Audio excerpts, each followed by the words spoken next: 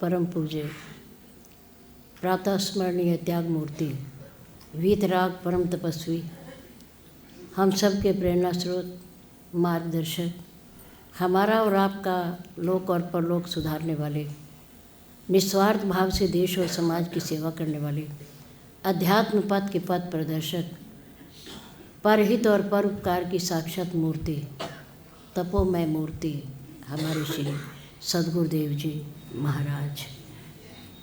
श्री सद्गुरुदेव महाराज की जय हो।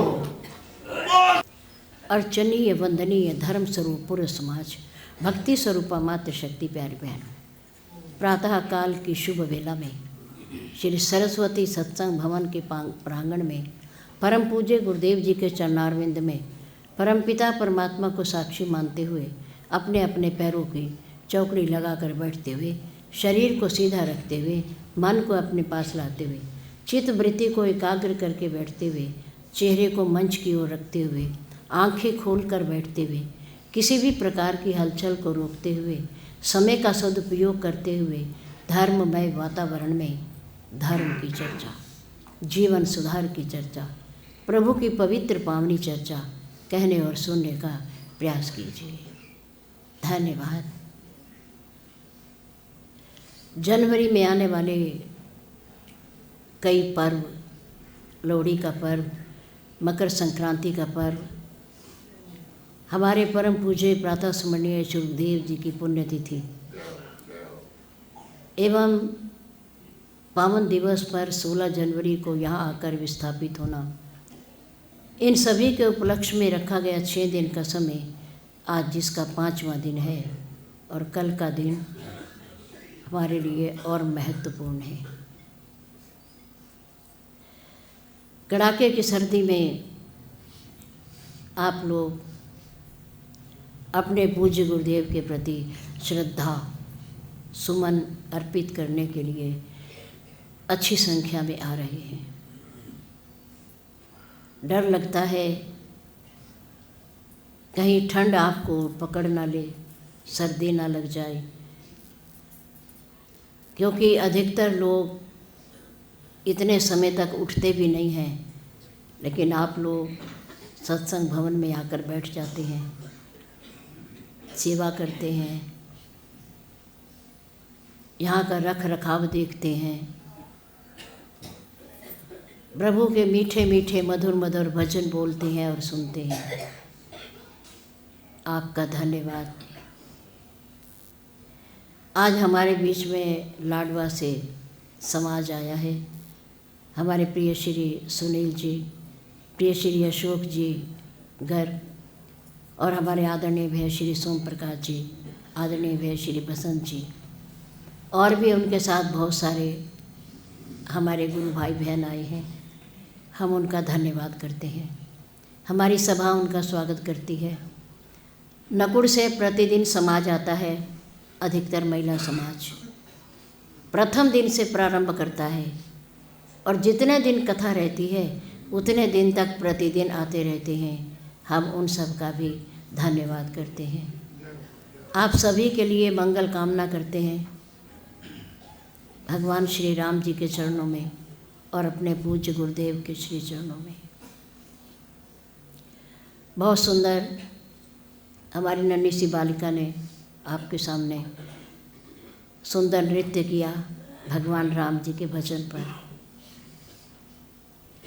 ये संस्कार होते हैं माता पिता के कहने से नहीं, दूसरों के कहने से नहीं, ये कला अपने आप अंदर से जागती है कि हम भी ऐसा करेंगे, हम भी ऐसा करेंगे, हम भी बोलना चाहते हैं। ये विचार बच्चे के अपने अंदर से पैदा होते हैं, लेकिन वातावरण माता पिता देते हैं, शिक्षा उनकी होती है, भाव बालक के और बालिका के होते हैं। धन्यवाद। बहन समीक्षा ने अपने भाव रखे अपने गुरुदेव के प्रति, उनका जीवन भी समर्पित है। बहन सौम्या जी का भी जीवन समर्पित है गुरुदेव के प्रति, उनका भी धन्यवाद।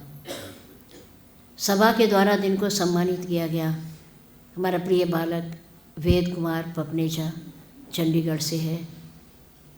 कई सालों से लगातार प्रथम दिन से और जब तक उत्सव रहता है तब तक वो यहाँ रहकर सेवा करते हैं तन मन और धन से। धन्यवाद।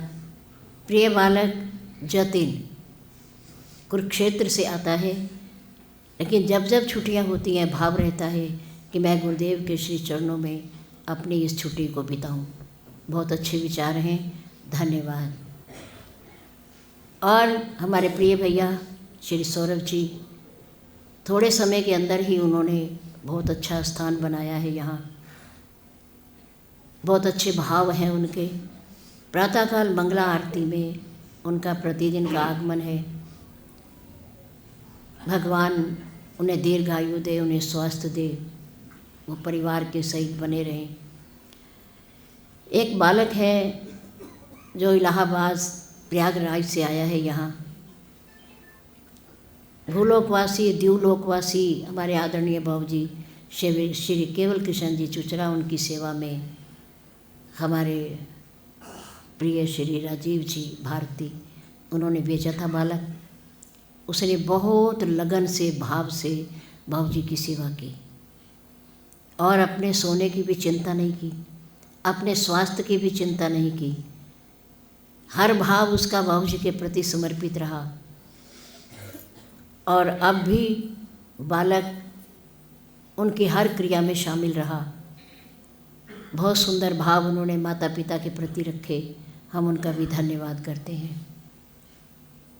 सहारनपुर के किसी भी कोने में से समाज आ रहा है, इतनी कड़ाके की सर्दी में हम उनका भी धन्यवाद करते हैं। दो पावन त्यौहार श्री पंत विहार में बड़े उत्साह के साथ मनाए जाते हैं, लेकिन दोनों ही पर्व, दोनों त्यौहार, दोनों सत्संग का समय एक भारी गर्मी में और एक भारी सर्दी में, एक जुलाई में और एक जनवरी में आता है।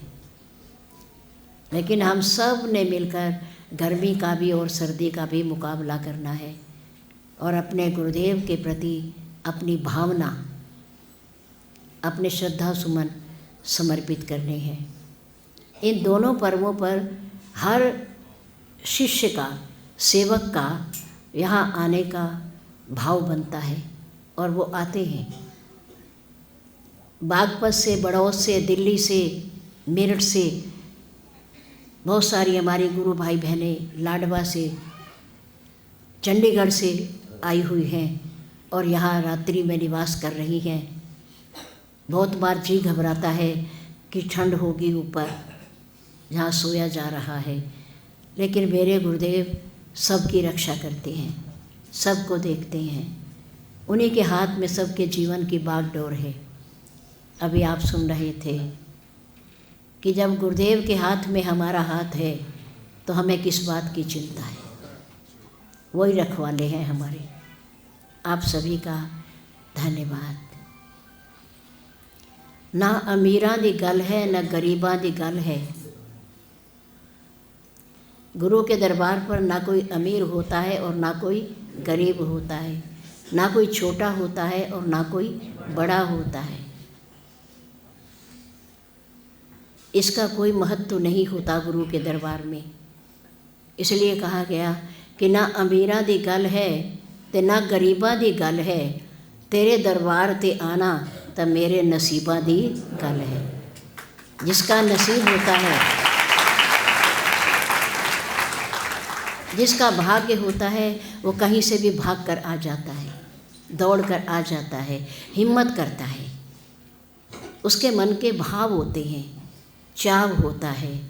इसलिए इस दरबार पर छोटे बड़े का कोई अंतर नहीं है और ना मेरे गुरुदेव ने कभी किया है। एक और उनकी विशेषता,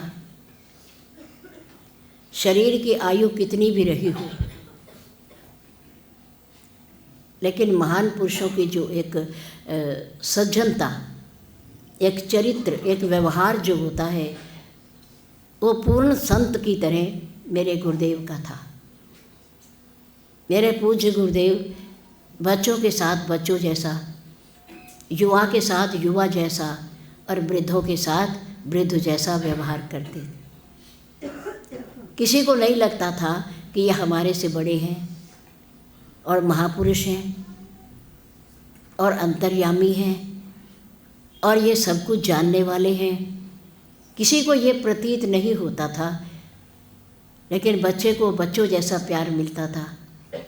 युवाओं के साथ वो मिलकर मर्यादापूर्वक बात करते थे और बड़ों का सम्मान करते थे। एक बार द्यूलोकवासी श्री अमीर चंद जी छाबड़ा हमारे बीच में नहीं हैं, आप लोगों में से बहुत सारे उनसे परिचित हैं।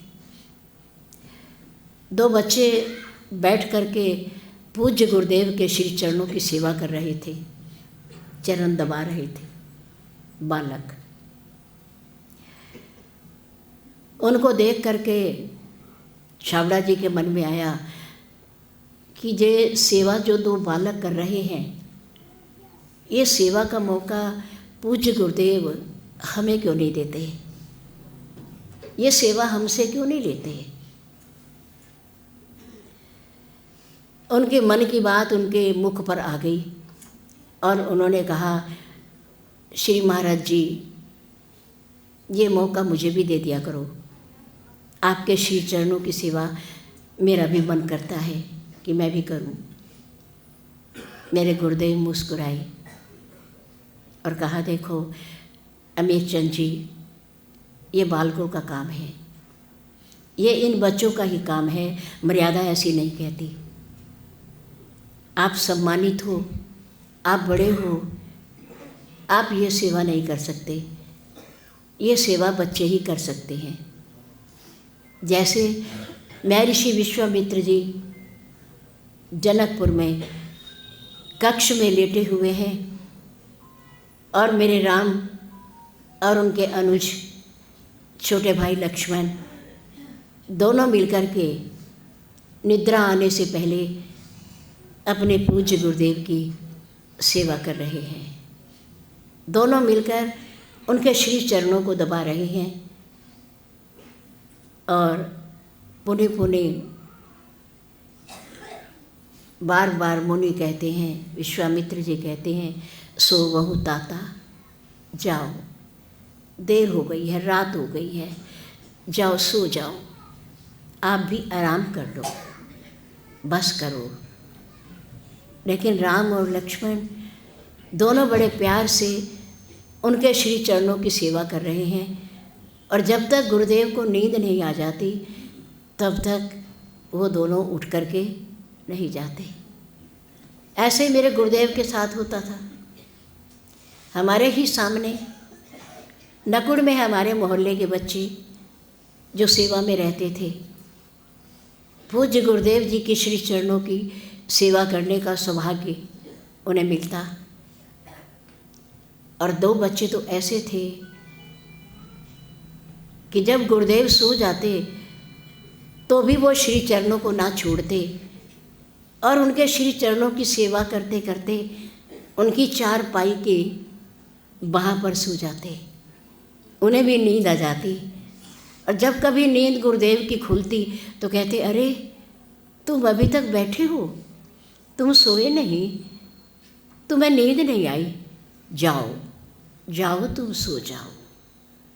ये भाग्य की बात है, किस्मत की बात है कि पूज्य गुरुदेव और महान पुरुषों के श्री चरणों की सेवा सबको नहीं मिलती और सब नहीं कर पाते, मिलती भी नहीं और कर भी नहीं पाते। किसी के पास समय की लाचारी है, किसी के पास आने का साधन नहीं है, किसी के पास कोई मजबूरी हो सकती है, लेकिन कर कौन सकता है जिसमें सेवा भाग्य में होती है, जिसकी किस्मत में होती है, जिस पर उनकी विशेष कृपा होती है, वही सेवा कर पाता है। कुछ हंसी की बातें भी गुरुदेव किया करते थे अपने बच्चों के साथ, छोटे बच्चों के साथ। हमने कहा ना कि ये संत का परम लक्षण है कि जैसा समाज को देखा उसके साथ वैसा ही क्रिया करना। बच्चों के साथ बच्चों जैसी, युवाओं के साथ युवा जैसी और वृद्धों के साथ वृद्धों जैसी सम्मानी, हर तरह का व्यवहार एक संत, परम संत का एक लक्षण होता है। वह हमारे पूज्य गुरुदेव, हमारे पूज्य गुरुदेव के श्री चरणों में आज उनकी पुण्यतिथि का दिन है, तो उन्हें याद करने का दिन है। 14 जनवरी को बड़ा सुंदर प्रसंग दिया पूरे समाज में, और पूरा इसी तरह समाज, बल्कि इससे भी ज़्यादा 14 जनवरी को बैठा था और उनकी मधुर वाणी को सुन रहा था। इसलिए उनको याद करना आज के दिन का विशेष महत्व है। हर व्यक्ति के जीवन के साथ कोई न कोई घटना घटी होगी गुरुदेव के पास आते हुए। जीवन का कोई न कोई संस्मरण तो रहा ही होगा। हमारे छोटे भैया थे श्री कृष्ण लाल, बहुत दिनों तक सेवा में रहे।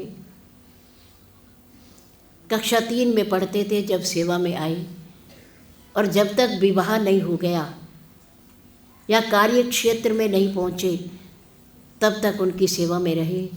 ये उनका भाग्य था, ये उनकी किस्मत थी। परम पूज्य गुरुदेव जी जब अपने बाल कटवाते थे तो वो बालक उनके पास बैठा होता था। पूज्य गुरुदेव को कभी भी बड़े बड़े बाल पसंद नहीं आए। वो चाहते थे कि सिर के बाल छोटे होने चाहिए। घी लगाओ, तेल लगाओ, मालिश करो, ताकि वो तेल और घी अंदर तक जाए, दिमाग तक जाए, बालों में न रह जाए। बड़े बाल नहीं होने चाहिए। महिला समाज के बाल बड़े होने चाहिए, लेकिन पुरुषों के बड़े नहीं होने चाहिए। समय समय की बात है। तो नाई से जब पूज्य गुरुदेव जी बाल कटवाते तो वह इस बालक को भी खड़ा करके अपने पास कहते कि तेरे बाल कटेंगे आज। वो छोटा था, वो बहुत रोता कि नहीं, मैं नहीं कटवाता, मैं नहीं कटवाता। उस समय पूज्य गुरुदेव जी इतना मुस्कुराते क्योंकि ये सब कुछ मेरे सामने हुआ, इसलिए मुझे याद है। और वो बहुत बार तो उनकी चारपाई के नीचे चला जाता बाल ना कटवाने के लिए, कि मैं बाल नहीं कटवाऊंगा गुरुजी, मैं नहीं कटवाऊंगा। लेकिन वो पकड़ के हंसते हुए फिर उसे नाई के आगे कर देते और उसके बाल कटवा देते। ये उनकी व्यवहारता, ये उनका स्वभाव किसके साथ कैसा। एक बार गंगा जी गए हरिद्वार। पूज्य गुरुदेव जी सावन के महीने में जाया करते थे, वैसे भी चले जाते थे, लेकिन सावन के महीने में लाडवा वालों के साथ भंडारा करने के लिए अवश्य जाते। और भंडारा बनवाने के लिए किशन बालक पहले जाता और वो भंडारा बनवा के रखता था। शायद प्रिय सुनील जी को पता हो, जानते हो, जानकारी हो इन्हें, क्योंकि उस समय ये भी बहुत छोटे थे। गुरुदेव सामने बैठकर, जहाँ घंटा लगा हुआ है हर की पैड़ी पर, वहाँ स्नान करते, और उनके साथ जो भी कोई होता वो भी सब वहीं पर डुबकी लगाते। और हम इधर वाले सामने वाले घाट पर बैठकर स्नान करते। एक बार इस बालक को उस दिन बड़ा बुखार। पूज्य गुरुदेव ने स्नान किया, लेकिन बालक ने नहीं किया। पूज्य गुरुदेव ने कहा कि तुम स्नान क्यों नहीं करते हो?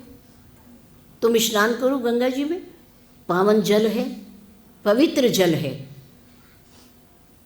शुद्ध होता है, अच्छा होता है, स्नान करो। बालक ने कहा मुझे बुखार है, मैं स्नान नहीं करता। गुरुदेव ने कहा पगले, इस जल में स्नान करने से पाप कटते हैं, पुण्य मिलता है, रोग मिटते हैं, और तुम कहते हो मुझे बुखार है। दोनों हाथों से उस बालक को पकड़कर उन्होंने गंगा जी के अंदर कर दिया, अंदर कर दिया। उस समय मैं भी सामने बैठी हुई थी। हमने देखा बालक ने स्नान किया, लेकिन गंगा मैया की कृपा से उस बालक को कुछ नहीं हुआ, ठीक ठाक बालक। इससे गंगा मैया की महिमा का पता चलता है कि गंगा मैया का जल कितना भी ठंडा क्यों ना हो, शीतल क्यों ना हो, वो माँ है, वो गंगा माँ है हमारी। और माँ की गोदी में कैसा भी बालक हो, जब आकर बैठ जाता है, डुबकी लगाता है, प्यार पाता है, तो माँ उसे बड़े प्यार से पुचकारती है, उसको कुछ नहीं होने देती, वो ठीक रहता है। तो हमारे गुरुदेव परम संत शिरोमणि त्याग मूर्ति, किसी का कोई भला किया हो, हमेशा किसी से कोई कामना नहीं, किसी से कभी कोई इच्छा नहीं, और धन की इच्छा तो उन्हें कभी रही ही नहीं, हाथ तो कभी उन्होंने पसारा ही नहीं। दान के लिए प्रेरित ज़रूर किया समाज को, लेकिन उन्होंने अपने लिए कभी धन किसी से मांगा नहीं है।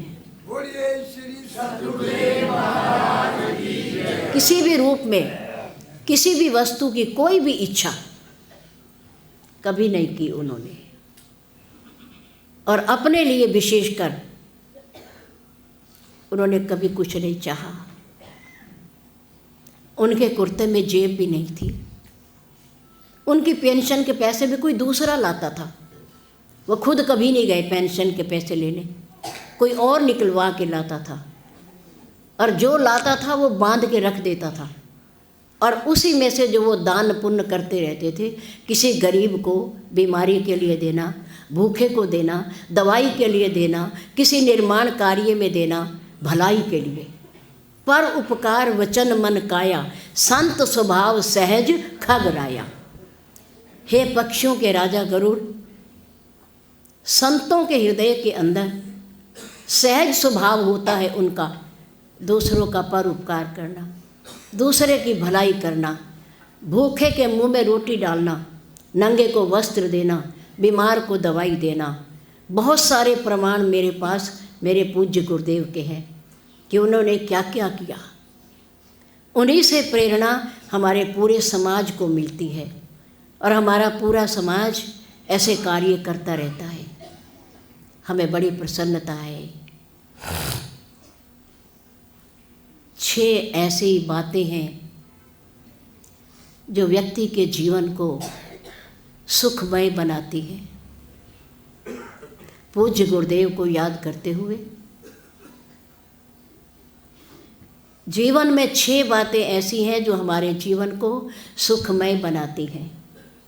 नंबर 1, अपने द्वारा की गई जीवन में गलती को कभी ना दोहराएं। पता चल जाए कि हमारे से गलती हो गई है, और हो जाती है, कोई बड़ी बात नहीं है, सबसे हो जाती है, बड़े बड़े महापुरुषों से हो जाती है, ज्ञानियों से हो जाती है, सबसे हो जाती है, भक्तों से हो जाती है। घबराना नहीं, गलती हो जाए तो घबराना नहीं, और पता चल जाए कि ये गलती है तो उसे जीवन में फिर कभी दोहराएं नहीं, फिर कभी वो गलती ना करो। हमारे कर्म से किसी को दुख पहुँचे, हमारे से ऐसा हो जाए, हम चाहते नहीं थे पर ऐसा हो गया, एक बार हो गया, कोई बात नहीं, पर उसे दोबारा जीवन में न दोहराएं। नंबर 1। नंबर 2, किसी से किसी भी प्रकार की ईर्ष्या न करें। पड़ोसी को देखकर, मित्र को देखकर, किसी और व्यक्ति को देखकर ईर्ष्या न करें, बल्कि ईश्वर का चिंतन करें। प्रभु जैसा इनको बनाया वैसा हमें भी देना, वैसा हमें भी बनाना, वैसा हमें भी ज्ञान देना, वैसी हमें भी शक्ति देना। ईश्वर से प्रार्थना कीजिए। नंबर 3, जिस परिस्थिति को हम नहीं बदल सकते, जिस परिस्थिति को हम नहीं बदल सकते, वो परमात्मा पर छोड़ दीजिए, उसे परमात्मा पर छोड़ दें कि प्रभु हमारे में शक्ति नहीं है, हमारे पास समर्थ नहीं है, हमारे से ये नहीं हो रहा, आप कृपा करो, आप कृपा करो प्रभु, आप कृपा करो। और जो बदल नहीं सकता उसे बदलने का प्रयास भी नहीं करना चाहिए। प्रेरणा तो दे सकते हैं, समझा तो सकते हैं, बाकी ईश्वर के हाथ में है, ईश्वर के हाथ में। नंबर 4, अभिमान ना करें, अभिमान ना करें, अहंकार ना करें किसी भी वस्तु का, तन का, धन का, ऐश्वर्य का, परिवार का, किसी भी प्रकार का, अपनी शक्ति का, अपने ज्ञान का अभिमान ना करें। नम्रता धारण करें, नम्रता, नम्रता की कोई कीमत नहीं चुकानी पड़ती, अभिमान की कीमत चुकानी पड़ती है। अहंकार की कीमत चुकानी पड़ सकती है, जैसे कंस को, दुर्योधन को और रावण को चुकानी पड़ी, लेकिन नम्रता की कोई कीमत नहीं चुकानी पड़ती। बल्कि नम्रता में वो शक्ति है कि वो दुनिया की कोई भी वस्तु खरीद सकती है, उसे कोई ताकत नहीं हरा सकती। नम्रता। नंबर 5, हमारे घर में हमें कोई टोकने वाला है, बुरे रास्ते पर जाने में, बुरा काम करने में, अगर हमारे घर में हमारे माता पिता, हमारे वृद्ध, हमारे बड़े, चाहे भाई हो चाहे बहन हो, कोई भी हो, अगर हमें कोई रोकने टोकने वाला है तो उसका बुरा कभी ना माने। समझ रहे हो?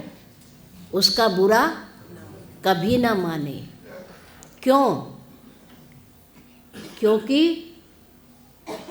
जिन बागों के माली नहीं होते वो बाग अक्सर उजड़ जाया करते हैं।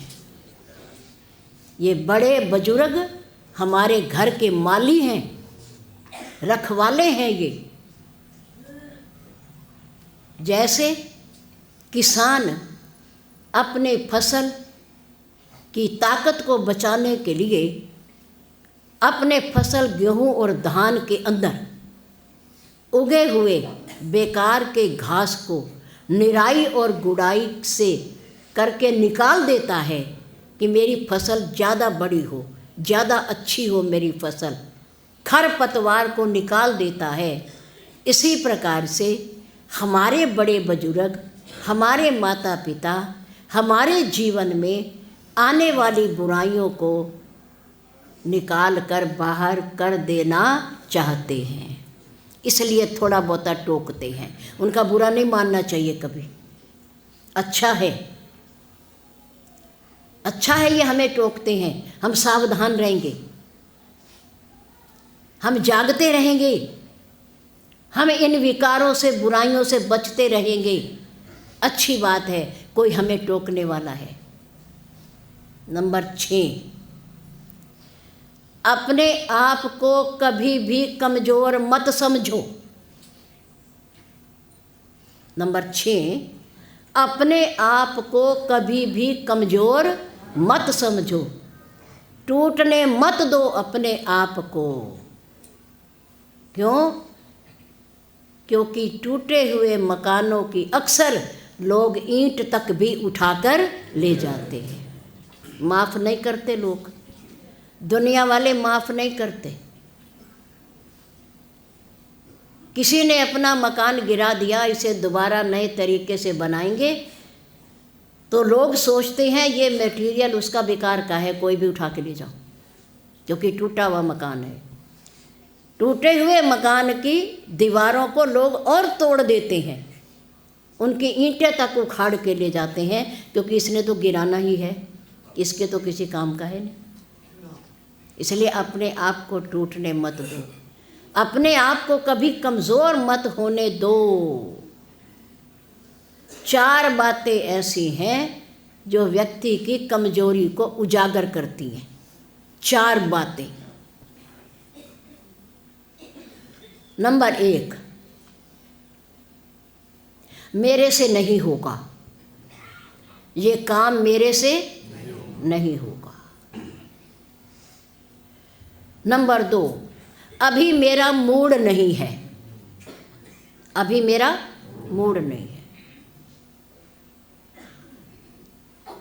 नंबर 3, मेरी तो किस्मत ही खराब है, मेरी तो किस्मत ही खराब है। नंबर 4, मेरे पास समय नहीं है, मेरे पास समय नहीं है।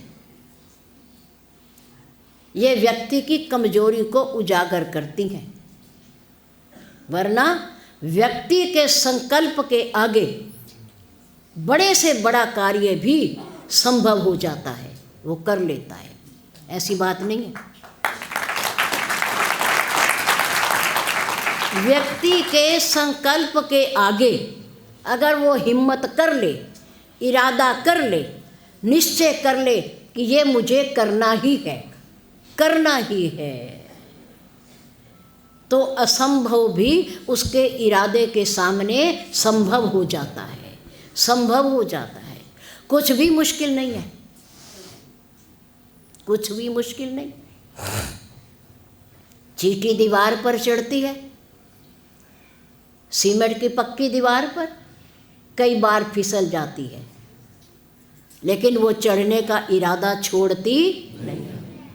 एक बार ऊपर छत पे चली जाती है, बार बार फिसलती है, नीचे गिरती है, लेकिन उसके मन में होता है कि मुझे ऊपर जाना है, मुझे ऊपर जाना है। वो एक समय ऐसा आता है कि फिसलती हुई, गिरती हुई चींटी अपनी मंजिल पर पहुंच जाती है, पहुंच ही जाती है। इरादा मजबूत रखो और उस इरादे में दिल जीतने,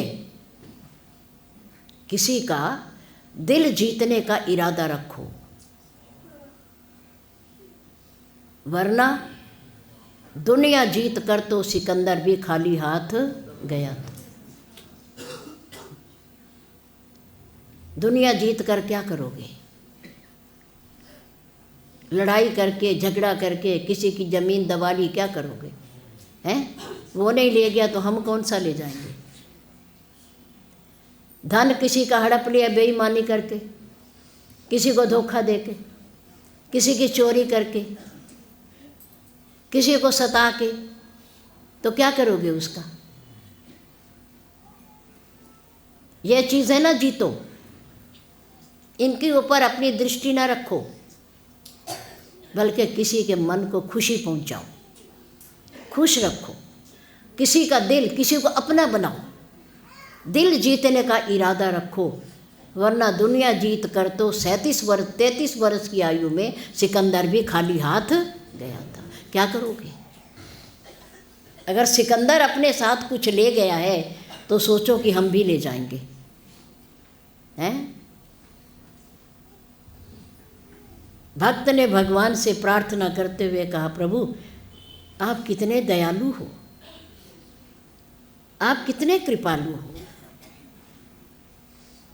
हर आने वाले व्यक्ति को, मनुष्य को, जीव को कितना निश्चिंत करके भेजते हो, कितना निश्चिंत करके खाली हाथ भेजते हो, और जब बुलाते हो तो भी खाली हाथ बुलाते हो। ना आते हुए कुछ देते हो उसके पास होता है, और ना जाते हुए वो ले जा सकता है। एक सुई तक भी नहीं ले जा सकते, एक सुई तक भी। और बाकी धन और घर की तो और बात है, क्या ले जाएंगे? दुनिया से क्या ले जाना? हमारे पूज्य गुरुदेव जी या और संत महापुरुष क्या ले जाते हैं? तो दुनिया की परंपरा है, जो यहाँ संग्रह किया वो यहीं का है, उस लोक में ये काम आने वाला साधारण सी बात है। जब एक देश की करेंसी दूसरे देश में काम नहीं आती तो विचार करो कि इह लोक की करेंसी, इह लोक संसार की सृष्टि की करेंसी परलोक में कैसे चलेगी? वहाँ कैसे चलेगी? वहाँ भी चलने वाली नहीं है। इसलिए ये करेंसी तो यहीं रह जाएगी, ये धन दौलत तो यहीं रह जाएगा। उस लोक में चलने वाली करेंसी कोई और है, कोई और है, और वो है भगवान का भजन, भक्ति, चिंतन, सुमरण, सुमिरण, सुमिरण, भजन भगवान का। सुमिरण को क्या कहते हैं? भगवान का भजन। जिसने मृत्यु को, मरण को संवारना है, संभालना है, वो सुमरण करे। क्या करे वो? सुमरण। सु मैंने अच्छा, मरण मैंने मृत्यु। मृत्यु भी अच्छी हो जाएगी यदि प्रभु का चिंतन करेंगे तो मृत्यु भी अच्छी हो जाएगी। देखो, बचपन सुधरता है तो जवानी सुधरती है, जवानी सुधरती है तो बुढ़ापा सुधरता है, और बुढ़ापा सुधरता है तो मृत्यु सुधरती है। कितनी बड़ी बात है।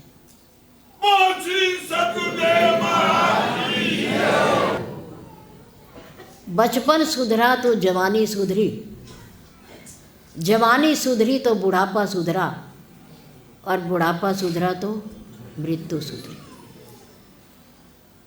बुढ़ापे में अगर हाथ में भगवान के नाम की माला आ गई तो मानो वो सुधर गया।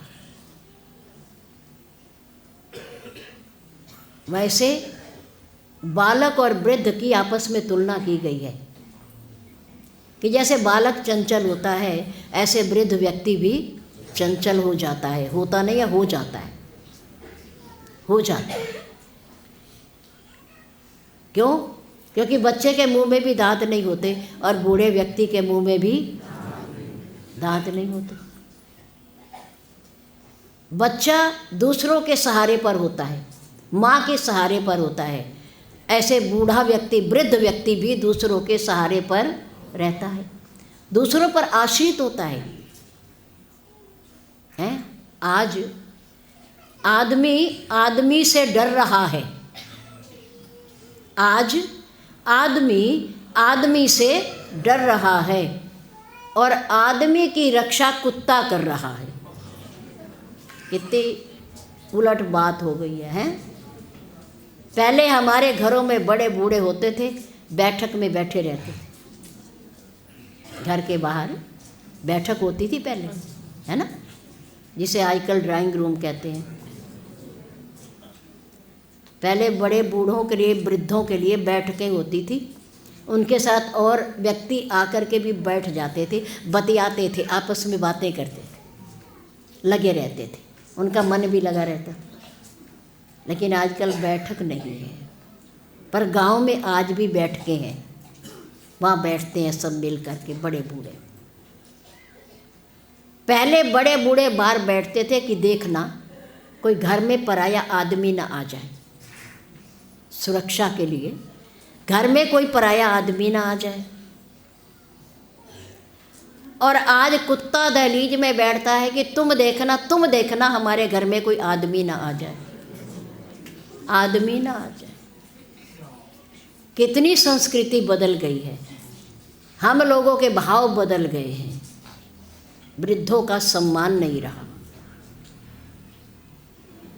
सलाह नहीं लेते हम बड़ों से, कि हम पढ़े लिखे, हम वो क्या 8, 10, 12 पढ़े होंगे, आज हम BA, MA, MEd, PhD, पता नहीं हमने क्या क्या कर रखा। हम ज़्यादा समझदार हैं, लेकिन नहीं, बड़े फिर भी समझदार हैं, भले ही वो कम पढ़े लिखे हैं। उनकी बुद्धि हमारे से ज़्यादा तेज है, उनका दिमाग भी हमारे से ज़्यादा तेज है, और उनके अनुभव भी हमारे से ज़्यादा है। उनका सम्मान होना चाहिए।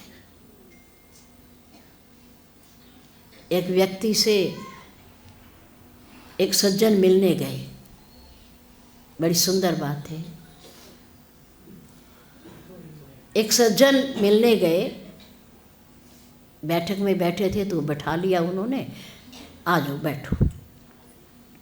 बैठ गए और कहने लगे, अभी कोई आदमी आ जाता है ना तो मैं आपके लिए पानी मंगवाता हूँ। थोड़ी देर बैठे बैठे हो गई तो कोई आया ही नहीं बैठक में, कोई दूसरा अंदर से आया ही नहीं। वो व्यक्ति कहने लगा, भाई तुमने कहा था पानी मंगवाता हूँ, मेरा तो गला ही सूख गया है, मुझे बहुत ज़ोर के प्यास लगी है। तो वो कहने लगा, मैंने कहा ना कोई किसी को आ जाने दो ना, कोई आदमी आ जाता है तो मैं पानी मंगवा देता हूँ तुम्हारे लिए, धैर्य रखो, कोई आ जाए ना आदमी। उस व्यक्ति ने कहा, अरे किसी की प्यास बुझाने के लिए थोड़ी देर के लिए तू ही आदमी बन जा ना, तू ही आदमी बन जा। कोई और आदमी अंदर नहीं आ रहा तो किसी को प्यास बुझानी है, पानी पिलाना है, तो तू ही आदमी बन जा उस आदमी की जगह। आज इंसान तो है पर इंसानियत नहीं है, इंसानियत नहीं है। इंसान है पर इंसानियत नहीं है। इंसान तो बहुत है, हम सब इंसान ही हैं, हम सब मनुष्य ही हैं, पर हमारे में मनुष्यता नहीं है। वह तो किसी और आदमी की इंतज़ार कर रहा है एक पानी गिलास के लिए, हैं, कुछ देर के लिए एक पानी का गिलास ही तो लाना है, तू ही आदमी बन जा, तू ही मुझे एक पानी का गिलास ला के पिला दे। इंसान बनना आसान है पर इंसानियत का अपने हृदय में लाना बड़ा मुश्किल है, बहुत मुश्किल है। साधु बनना आसान है पर जीवन में साधुता को लाना बड़ा मुश्किल है, साधुता का लाना बड़ा मुश्किल है। इंसान बनना आसान है पर इंसानियत को लाना बड़ा मुश्किल है। आदमी आज आदमी से डर रहा है और आदमी की सुरक्षा आज कुत्ता कर रहा है। आज हम कुत्ते को दहलीज में बैठाते हैं, बड़ा लालन पालन करते हैं, बूढ़ों को रोटी दे ना दे उसे ज़रूर देते हैं, उसके लिए दूध भी रखते हैं, उसके लिए और अच्छी चीज़ें भी खाने को लाते हैं, बीमार होने पर दवाई भी करते हैं, और प्रातःकाल उठ करके माता पिता को चाहे चाय दे ना दें पर उसे घुमाने ज़रूर ले जाते हैं। हमारी संस्कृति कितनी बदल गई है, हमारी भावनाएं कितनी बदल गई हैं। अरे इन कुत्तों से कोई बुरे हैं हमारे अपने, जिन्होंने हमें पैदा किया, पढ़ाया लिखाया, बड़ा किया हैं, यहाँ तक पहुँचाया हमें, क्या वो कुत्तों से भी बुरे हैं कि उनकी उंगली पकड़कर नहीं चलना न चलाना और कुत्तों को पालना है? वो ज़्यादा सुरक्षा करते हैं, हमारे घर के नहीं करते। अगर ये घर वालों का सम्मान आज होने लग जाए घरों में, वृद्धों का, बूढ़ों का, अपने पूज्य माता पिता का, तो जितने वृद्ध आश्रम खुले हुए हैं सारे बंद हो जाएं। आज सारे बंद हो जाएं। लेकिन करें क्या, क्या करें? विचार नहीं मिलते पढ़े लिखों के माता पिता से, पर माता पिता के अनुभव हमारे अनुभवों से कम होते हैं, ज़्यादा नहीं होते। इनका सम्मान करना चाहिए, इनकी इज्जत करनी चाहिए। आज का ज़माना, आज का दौर हमारी संस्कृति पर प्रहार है, प्रहार, चोट मार रही हमारी संस्कृति पर, हिंदू संस्कृति पर, सनातन संस्कृति पर। देखो, जब हम एक बूंद हैं पानी की तो बूंद हैं अकेली, लेकिन जब बूंदें मिल जाती हैं तो सागर बन जाता है। जब बूंद मिल जाती हैं तो क्या बनता है? सागर बन जाता है। हम एक धागा हैं, हम एक धागा हैं, लेकिन जब कई धागे मिल जाते हैं तो चादर बन जाती है। क्या बनती है? वस्त्र बन जाता है, फिर वो शरीर को ढकता है। जब तक हम बूंद हैं हम अकेले हैं, लेकिन जब कई बूंदें मिल जाती हैं तो वो सागर बन जाता है। हम अकेले हैं, धागे हैं, धागा है हम, किसी भी झटके से हम टूट सकते हैं।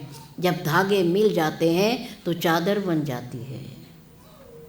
एक रहे हम एक हैं, हम दो नहीं हैं।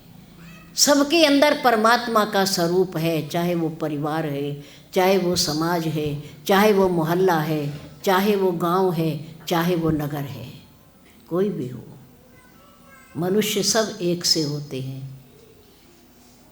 बाकी कर्म अपने हमारे अलग अलग होते हैं, कोई बात नहीं, फिर भी हम मिल कर रहें, हम एक रहें।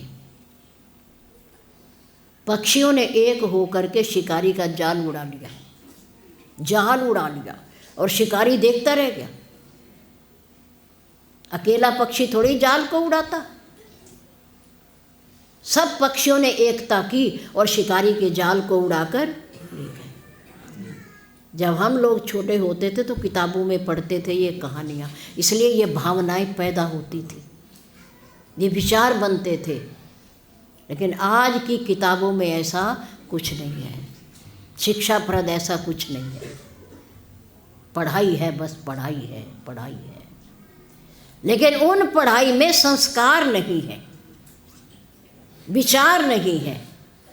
जीवन को आगे बढ़ाने के लिए भौतिकता में तो है, लेकिन आध्यात्मिकता में नहीं है। भौतिकता में बहुत कुछ है। हम सूरज चांद पर पहुंच गए, हम अंतरिक्ष में पहुंच गए, हम मंगल ग्रह पर पहुंच गए, हम शुक्र ग्रह पर पहुंच गए, पता नहीं कहाँ तक पहुंच गए। इतनी दूरी तो हमने तय कर ली, लेकिन यहाँ जो परमात्मा बैठा है उस दूरी को हम तय नहीं कर पाए, उस दूरी को तय नहीं कर पाए। जो यहाँ बैठा है वो अब भी हमारे से दूर है, अब भी हमारे से दूर है। हैं? मंगल पर्वत तो पहुँच गए हम, लेकिन हमारे और आपके जीवन में मंगल है या नहीं इसकी कोई गारंटी नहीं है। अंतरिक्ष में तो पहुंच गए,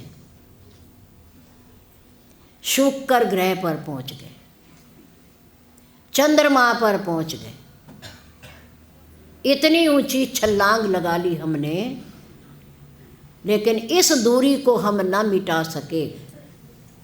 जो अंदर बैठा हुआ परमात्मा है उससे मिलने की हम प्रयास या कोशिश न कर सके। सबसे नज़दीक वस्तु अगर कोई मनुष्य की है तो वो उसका परमात्मा है, उसका ईश्वर है, प्रभु है, और बाकी सब दूर है। सबको प्राप्त करने का प्रयास है, लेकिन ये तो स्वयं पर्याप्त है, स्वयं प्राप्त है ये स्वयं। इसके बिना ये शरीर चल नहीं सकता। परमात्मा का एक छोटा सा कण, छोटा सा कण, कौन सा हिस्सा उसे कहें वो गिनती नहीं है, गिनती से परे की चीज़ है वो। इतना छोटा सा कण इतने बड़े शरीर को चला रहा है। आँखों में उसी की ज्योति है। जिस दिन वो ज्योति निकल गई उस दिन आंखें होते हुए भी हम देख नहीं पाएंगे, देख नहीं पाएंगे। किस बात का अभिमान है? कानों में सुनने की शक्ति उसकी है। जिस दिन वो ज्योति निकल गई, कान होते हुए भी ढोल बजाते रहना हम सुन नहीं पाएंगे, सुन नहीं पाएंगे। जीवा में बोलने की शक्ति है, लेकिन जिस दिन वो ज्योति निकल गई, इस शरीर को छोड़ दिया, जीवा अंदर होते हुए भी बोलने की शक्ति नहीं होगी। पैरों में उसी की चलने की शक्ति है, हाथों में करने की उसी की शक्ति है। जिस दिन वो शक्ति पुंज निकल गया, उस दिन पूरा शरीर होते हुए भी हम कुछ कर नहीं पाएंगे। ये शक्ति किसकी है? किसकी है? परमात्मा की। ईश्वर अंश, जीव अविनाशी, चेतन अमल, सहज सुख राशि। सुखों का भंडार है वो जीवात्मा जो अंदर बैठा है, जो कण अंदर बैठा है, जो अंश अंदर बैठा है, वो सुखों का भंडार है। वो शांत है, वो चेतन है। उस छोटे से कण ने पूरे शरीर को चेतन बना रखा है। पैर चल रहे हैं, आंखें देख रही हैं, नाक सूंघ रही है, कान सुन रहे हैं, पैर चल रहे हैं, जीवा बोल रही है। एक छोटे से कण ने, कितनी बड़ी बात है, कितनी बड़ी बात है। मूर्तिकार मूर्ति बना देता है, जो कि त्यों जैसा आदमी होता है वैसा आकार बना देता है, लेकिन उसमें एक कमी रह जाती है। एक कमी चेतनता की रह जाती है, उसमें चेतनता नहीं आती। किसके कारण? उस एक छोटे से अंश के कारण। वो भगवान के हाथ की बात है, मनुष्य की हाथ की बात नहीं। परमात्मा के सर्वोपरि, परमात्मा सर्वोपरि है। तारा रोने लगी बाली की देह को देखकर, देह को देखकर, मृत शरीर को देखकर तारा रोने लगी, बाल खोल लिए, छाती पीटने लगी, बाली के गुणों को याद करने लगी। जब रोती रोती बेहाल हो गई तो प्रभु ने कहा, तारा देवी क्यों रो रही हो? तारा ने कहा, प्रभु मेरा भरतार चला गया, मेरा स्वामी चला गया, मेरा पति चला गया। रोने की बात तो है ही, है ही। प्रभु ने कहा, तू अपना भरतार किसको मानती है? अपना पति किसको मानती है? दो बातें हैं, एक ये शरीर है और एक जो इसमें से निकल गया, एक जो इसमें से निकल गया। दो, एक नाशवान, एक अविनाशी।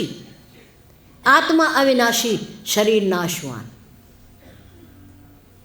इस शरीर को जो नाशवान है, इसे पति मानती है, तो तू ले जा, ले जा अपने घर। क्षित जल पावक गगन समीरा, पंच रचित ये अधम शरीरा, प्रगट सुतन तब आगे सोवा, जीव नित्य तुम कई लगी रोवो। तारा, पंच तत्वों से बना हुआ शरीर, मैंने इसका कुछ नहीं बिगाड़ा। तुम उठा के घर ले जा सकती हो, इससे प्यार करती हो, ले जाओ, तुम्हारा पति है, ले जाओ। और यदि जो इसको छोड़कर चला गया, इसमें से निकल कर चला गया आत्म तत्व, चेतन, अविनाशी, सुखमय, अगर उसके लिए रोती है तो उसका कभी नाश नहीं होता। उसके लिए रोना भी नहीं चाहिए, उसके लिए रोना भी नहीं चाहिए, और रोना शरीर के लिए भी नहीं चाहिए, क्योंकि एक दिन तो नाश इसका होना ही था, होना ही था। इसके लिए क्या रोना? और उसका कभी नाश नहीं होना, फिर उसके लिए क्या रोना? फिर उसके लिए क्या रोना? क्यों रोती हो तू? है?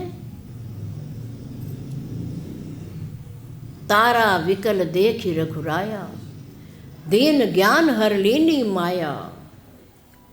जो दुनिया का मेरा पति, मेरा पति, मेरा पति, मेरा स्वामी, मेरा भरतार, ये माया का पर्दा जो तारा की आंखों के सामने था, मेरे राम ने अपने ज्ञान का प्रकाश फैलाया, प्रकाश फैलाया, और वो माया का पर्दा उतर कर दूर हो गया, दूर हो गया। तारा के हृदय के अंदर प्रकाश हो गया और मेरे राम के चरणों पर गिर पड़ी, माफ़ी मांगने लगी। और प्रभु आपके हाथों से मेरे पति का मरण हुआ, इससे अच्छी और क्या बात है, और क्या बात है प्रभु। दीन ज्ञान हरलीनी माया, चरणों में गिर पड़ी, माफ़ी मांगी। प्रभु आपका कोई दोष नहीं, इसने तो एक दिन जाना ही था, अब ज्ञान हो गया उसे, अब ले जाओ इसके पार्थिव शरीर को और इसका दाह संस्कार करो, क्योंकि इसके सिवा और कोई इसका परिणाम है ही नहीं, है ही नहीं। तो ये जो शरीर आपका और हमारा है, भक्त ने कहा प्रभु आप कितने दयालु हो, कितने कृपालु हो, आप आदमी को भेजते भी खाली हो और बुलाते भी खाली हो, ना कुछ देकर भेजते हो और ना कुछ लेकर आपके पास जा सकता है। प्रभु आप कितने दयालु हो, इस बीच में कोई चिंता नहीं। जब बच्चा पैदा होता है तो उस समय उसे एक वस्त्र बांधा जाता है जिसे हम लंगोट कहते हैं, उसमें ना सिलाई होती है और ना उसमें कोई जेब होती है, कुछ नहीं होता। दुनिया बांधती है लंगोट, वो बांध के नहीं आता, दुनिया बांधती है, हम और आप बांधते हैं। परमात्मा के यहाँ से ऐसा ही आता है जीव, सब जीव ऐसे ही आते हैं, राजा हो, रानी हो, भिक्षु हो, भिखारी हो, छोटा हो, बड़ा हो, अमीर हो, गरीब हो, कैसा भी हो, सबकी स्थिति एक सी, सबकी स्थिति एक सी, और अंत भी सबका एक सा, अंत भी सबका एक सा। सबको कफन मिलेगा, और कफन ऐसा मिलेगा जिसमें ना सिलाई और ना जेब, ना सिलाई और ना जेब, ना आते हुए जेब और सिलाई और ना जाते हुए जेब और सिलाई, खाली हाथ, खाली हाथ जाना है। खाली हाथ आए थे और खाली हाथ जाएंगे। फिर संग्रह क्या करना है, बेईमानी से, झूठ से, कपट से संग्रह क्या करना। करो, कमाओ, कमाओ, उतना कमाओ जिससे हमारा गुजारा हो जाए, हमें छोड़ के जाने का पछतावा ना हो कि हमने इतना कमाया, हमने खाया तो है ही नहीं, खाया तो है ही नहीं, हमने बरता तो है ही नहीं, हमने दूसरों के लिए छोड़ के जाना है। कर्म हमारे और भुगते दूसरे, खाए दूसरे। बेईमानी हमने की, कम नापा हमने, कम तोला हमने, आंखों में धूल झोंकी हमने और उसे बरते दूसरे। कितनी अजीब बात है। इतना करो जितना खा लो, बच्चे बच्चे देखेंगे, उनके भाग्य की बात है, उनकी किस्मत में होगा उन्हें मिल जाएगा, और नहीं किस्मत में है तो हमारा दिया हुआ भी खो देंगे, हमारा दिया हुआ भी खो देंगे, बचाने के लिए वो उनकी किस्मत में नहीं है ना। इसलिए चिंता मत करो, चिंतन करो, चिंता मत करो, क्या करो, चिंतन करो। 6 बातें हमारे और जे आपके जीवन को सुखी बनाती हैं कि की गई गलती को दोबारा कभी ना दोहराएं, ईर्ष्या ना करें, ईश्वर का चिंतन करें, और कभी किसी बड़े के टोकने पर बुरा ना माने, बल्कि उसका एहसान माने। एहसान कि इसने हमें रास्ता दिखाया, हमें सावधान किया, हमें जगाया, बुरा ना माने, क्योंकि उनके अनुभव हमारे अनुभव से ज़्यादा हैं, ज़्यादा हैं। और अपने आप को कमज़ोर मत होने दो, संकल्प दृढ़ रखो। संतों महात्माओं के संकल्प पक्के होते हैं, दृढ़ होते हैं, इसलिए वो अपनी मंजिल तक पहुंच जाते हैं। लेकिन हम अटक जाते हैं, क्योंकि हम फिर फिसल जाते हैं, वो फिसलते नहीं, उनके मजबूत इरादे होते हैं।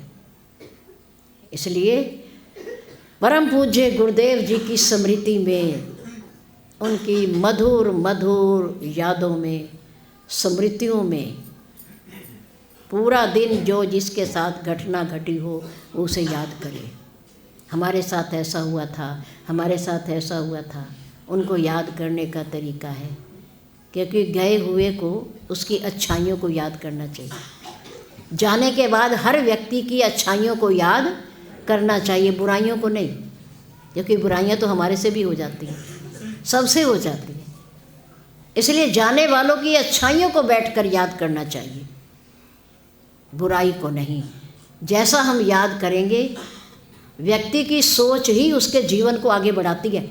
याद रखो, व्यक्ति के विचार और सोच ही उसके जीवन को आगे बढ़ाते हैं, उसे ऊपर ले जाते हैं। इसलिए कमज़ोर मत बनो, संकल्प बनो, संकल्प करो, इरादे करो परमात्मा तक जाने के, उसे पाने के, उस तक पहुंचने के। इन शब्दों के साथ आए हुए समाज का हम बहुत बहुत धन्यवाद करते हैं। जो बाहर का समाज आया है वो बाद में हमारे से मिल के जाएगा। धन्यवाद।